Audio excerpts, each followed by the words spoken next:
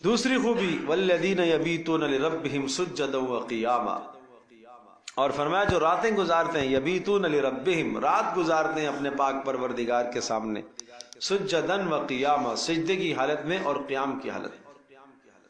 اللہ اکبر، لمبی لمبی راتیں، سردیوں کی طویل راتیں، ان راتوں میں اگر قیام نصیب نہ ہو تو کب نصیب ہوگا؟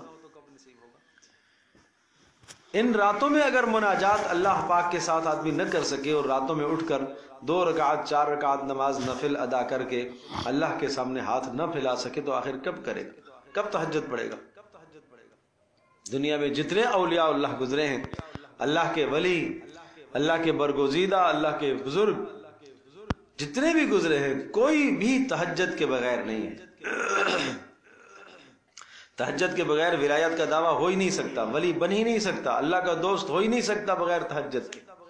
اس لیے اللہ نے اپنے خاص بندوں کی نشانی ذکر فرمائی ہے، یبیتون لربہم، رات گزارتے ہیں اپنے رب کے سامنے سجدے میں اور قیام میں۔ رات گزارتے ہیں تو سوتے بھی ہوں گے لیکن کچھ سوتے ہوں گے، زیادہ وقت ان کا گزرتا ہے رات میں اللہ کے سامنے۔ یا ایھا المزمل قم اللیل الا قلیلا، اللہ پاک نے اپنے رسول اکرم صلی اللہ علیہ وسلم کو حکم دیا ساری رات قیام کیجیے، ساری رات نہیں تو قلیل کم کر لے، آدھی کر لیجیے، اب انقص منہ قلیلا، ثلث 1/3 کر لیجیے، 1/4 کر لیجیے، 1/3 جو ہو سکے۔ دوسرے رکوع میں فرمایا علم ان سیکون منکم مرضی وآخرون یضربون فی الارض وآخرون یقاتلون فی سبیل اللہ، اللہ خوب جانتا ہے تم میں سے بعض بیمار ہوں گے، بیمار فرض بڑی مشکل سے پورا کرتا ہے، اور بعض تم میں سے مسافر ہوں گے، سفر میں فرض نماز بھی کم ہو جاتی ہے، وآخرون یقاتلون فی سبیل اللہ، اور بعض دینی مشغولیت قتال فی سبیل اللہ میں مشغول ہوں گے۔ 3 اعذار ذکر فرمائے، بیماری، سفر، قتال، یعنی دینی مصروفیت۔ اس کے باوجود بھی فقرؤوا ما تیسر من، پھر بھی کچھ نہ کچھ رات کو قرآن ضرور پڑھا کرو تہجد۔ خلاصی ان کو بھی نہیں دی ہے، یہی وجہ کہ آپ علیہ السلام سفر حضر میں ہمیشہ تہجد کا اہتمام فرماتے تھے۔ وَمِنَ اللَّيْلِ فَتَهَجَّدْ بِهِ نَافِلَةً لَكَ، اور رات کا حصہ وہ ہم نے آپ کو اضافی عبادت دی ہے۔ عَسَىٰ أَن يَبْعَثَكَ رَبُّكَ مَقَامًا مَحْمُودًا، اس اضافی عبادت کی وجہ سے اللہ پاک آپ کو مقام محمود تک پہنچائے گا۔ یاد رکھیے گا، یہ ہمارا عقیدہ ہے، اور رسول پاک صلی اللہ تعالی علیہ وسلم کی احادیث سے یہ مسئلہ معلوم ہوتا ہے کہ مقام محمود صرف ایک ہی شخص کو ملے گا، اور وہ رسول اکرم صلی اللہ تعالی وسلم کو ملے گا۔ جب بھی طے شدہ بات ہے کہ مقام محمود ایک ہی شخص کو ملے گا، پیارے پیغمبر صلی اللہ علیہ وسلم کو یہ بلند مقام اللہ عطا فرمائے گا۔ اس کے باوجود بھی تہجد پڑھیے، اس پر اللہ پاک آپ کو مقام محمود عطا کرے گا۔ اللہ جب آپ نے لکھ دیا ہے میرے لیے تو پھر کیا ضرورت ہے؟ نہیں، آپ تہجد پڑھیے۔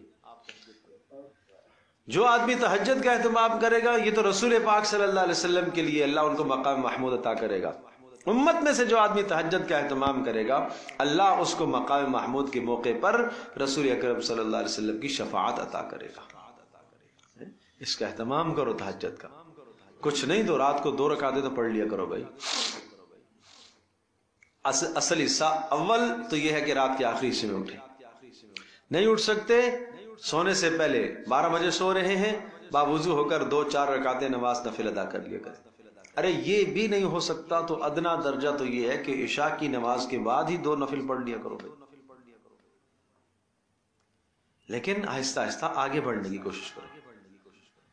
10 سال سے 15 سال سے عشاء کی نماز کے بعد 2 نفل پڑھ رہا ہے تو تھوڑا سا آگے تو بڑھو، آپ سونے پر آ جاؤ۔ سونے سے پہلے باوضو ہو کر، اس وقت فرض آپ پر نہیں ہے لیکن آپ باوضو ہو رہے ہیں صرف ان نوافل کے لیے، تہجد کی فضیلت حاصل کرنے کے لیے، اس وقت کوشش کریں۔ پھر کچھ وقت کے بعد اللہ پاک آپ کو توفیق دے دے گا رات کے آخری حصے میں مناجات کرنے کی، کہ جس وقت میں اللہ پاک اپنی شان کے مطابق آسمان دنیا پر آتا ہے اور پوچھتا ہے کہ کوئی سائل ہے، کوئی گناہوں کی معافی مانگنے والا ہے، کوئی رزق چاہنے والا ہے، کوئی فلاں چیز چاہنے والا ہے۔ یہ اس وقت اللہ کی طرف سے آوازیں آتی ہیں جب رات کا آخری حصہ شروع ہوتا ہے۔ تو اس وقت تو ہم سو رہے ہوتے، پھر ہمارے مسئلے کیسے حل ہو گئے، پھر ہماری پریشانیاں کیسے دور ہوں گی؟ اللہ اکبر. اس لیے تہجد کا اہتمام فرماؤ. تتجافى جنوبهم عن المضاجع يدعون ربهم خوفا وطمعا ومما رزقناهم ينفقون. ایک اور جگہ ان کی فضیلت یوں ذکر فرمائی الف لام میم سجدہ میں، تتجافى جنوبهم، ان کے پہلو رات کو بستروں سے جدا رہتے ہیں. یدعون ربهم خوفا وطمعا، اپنے پروردگار کو پکارتے ہیں ساری ساری رات، اللہ سے امید رکھتے ہوئے اور اللہ تبارک تعالیٰ کا ڈر رکھتے ہوئے. اور جو مال ملتا ہے اس میں سے ہر مال میں سے آپ اللہ کی راہ میں خرچ کرنے کی کوشش کریں.